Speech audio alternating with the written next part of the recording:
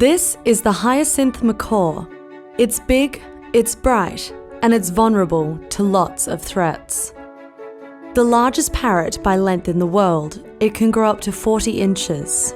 Their feathers are a beautiful striking blue. Unfortunately, their good looks have made them highly desirable in the illegal pet trade, fetching upwards of $10,000. Hyacinths are native to Central and South America, primarily in the scrublands at the outskirts of the rainforest. It is an affectionate bird, but its powerful beak carries over 200 pounds of pressure per square inch, strong enough to crack a coconut. Their diet in the wild consists mostly of nuts from native palms. Beyond being a hot commodity in the pet trade, hyacinths are watching their habitat get converted to farmland, leaving them less and less space to live. This is the hyacinth macaw.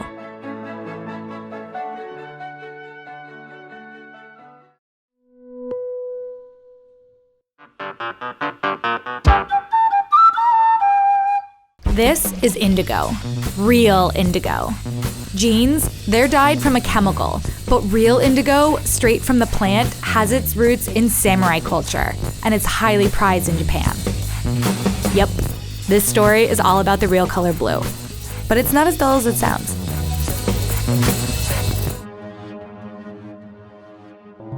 Tokushima, Japan is located in the southwest of the country, and for centuries it has been known for its indigo due to the Yoshinagawa River, which flows underground, warming the soil.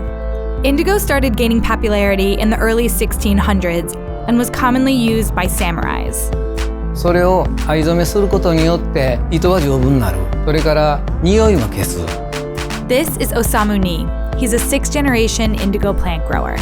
鎧の下にですね、藍の色があるんですけど、藍染めのそういうのを身につけて、もし怪我した時でも切り傷でも化膿しないとか、抗菌作用があるんですよね。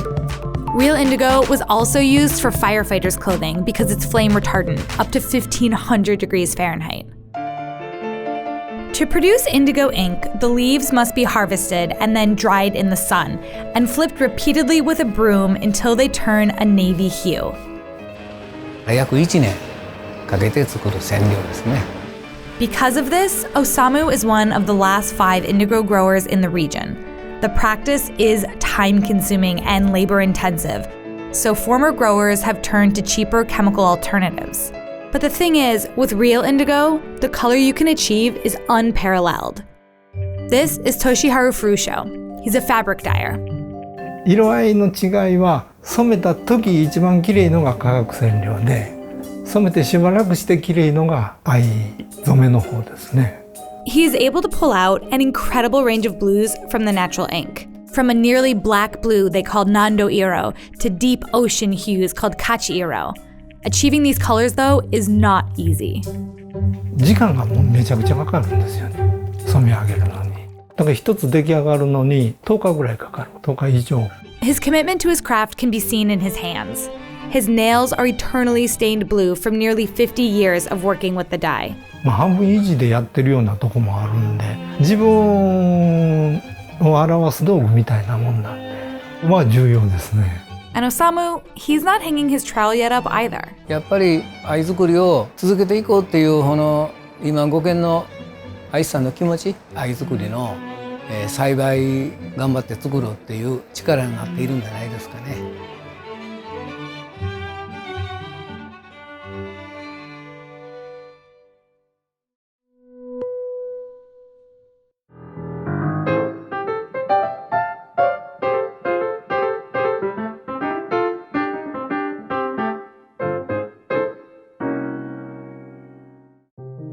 With a lifespan able to reach as old as 69, these iguanas can live as long as humans. This is the Grand Cayman blue iguana.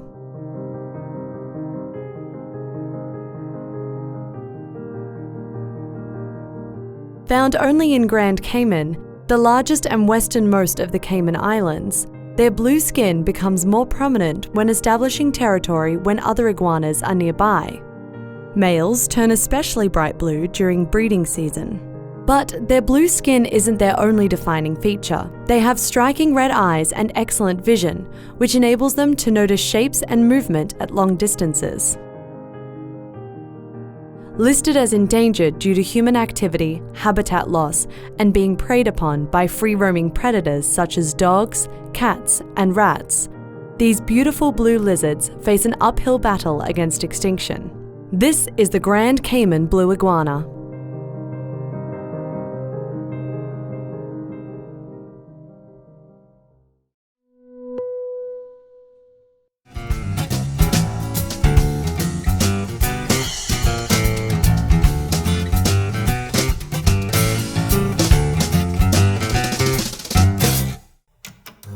I'm gonna win! No, you're not! Remember Finding Nemo, the movie that introduced us to clownfish? Love you, Dad. Dory, the absent-minded sidekick, now has her own movie. But marine conservationists, they're not excited. They're actually kind of worried. This right here is a blue tang, the real-life Dory. They only live on coral reefs in the South Pacific. But before we get to her story, let's talk about Nemo, the clownfish. When Finding Nemo came out, well, okay, I'll let Karen tell you. I'm Karen Burke da Silva. I'm a marine biologist and a conservation biologist here at Flinders University of South Australia. So what happened with Finding Nemo? After the release of Finding Nemo, we found that there was quite a big increase in the number of people that wanted a clownfish as a pet. With the increase in demand, it did have an increase in captive breeding, but it also meant that more fish were being taken from the wild. And in fact, some places there's been so much overcollecting that clownfish have gone locally extinct.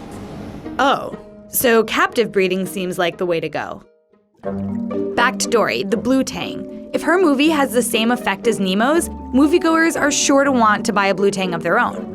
But there's a problem. And you are? My name is Matt DiMaggio. I'm an assistant professor at the University of Florida Tropical Aquaculture Laboratory.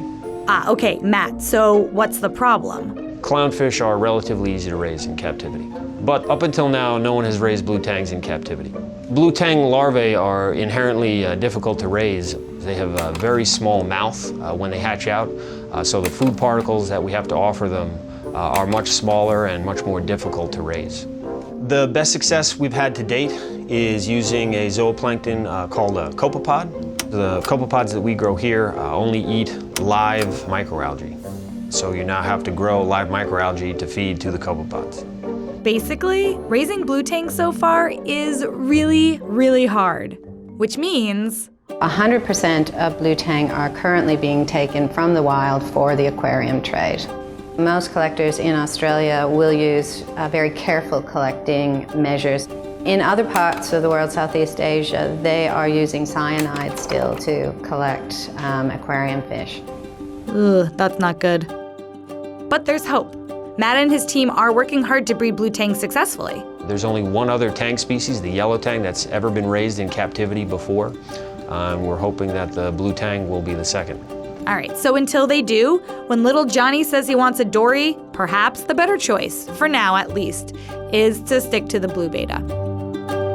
Or a goldfish.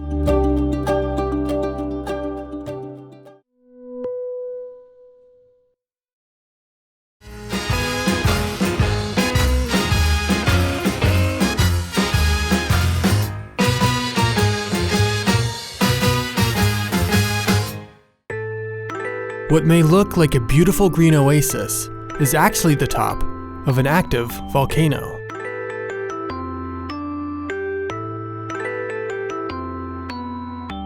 Located in Java, Indonesia, is the Kewalajen volcano. At its top sits a highly acidic crater lake. The water is 90 degrees Fahrenheit and appears bluish-green. No species live in or around the water, as the conditions are too harsh for nature to survive. At night, a rare phenomenon can be seen. Unlike any other volcano in the world, Kewalajen emits what appears to be bright blue flames. This blue glow is not caused by lava, but instead from a combustion of sulfuric gases. Once the gases cool, a bright yellow sulfur forms, which is mined and sold. Miners use steel bars to break off portions of the sulfur and carry up to 200 pounds back down the volcano. The emitted gases are toxic if inhaled, making this strenuous work incredibly dangerous. While this unique volcano may be home to one of the world's most grueling jobs, it is also a sight worth seeing.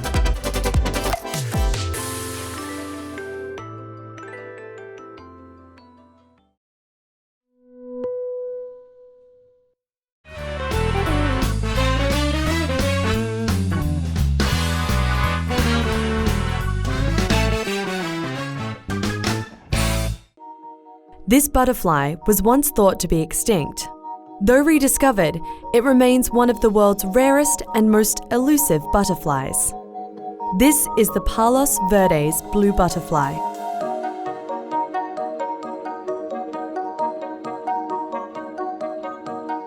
This butterfly is as elusive as it is beautiful, and the brilliance of its blue wings are only visible when it opens them.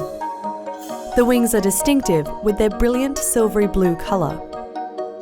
The butterfly was thought to be extinct in the 1980s, when it seemed to disappear without a trace.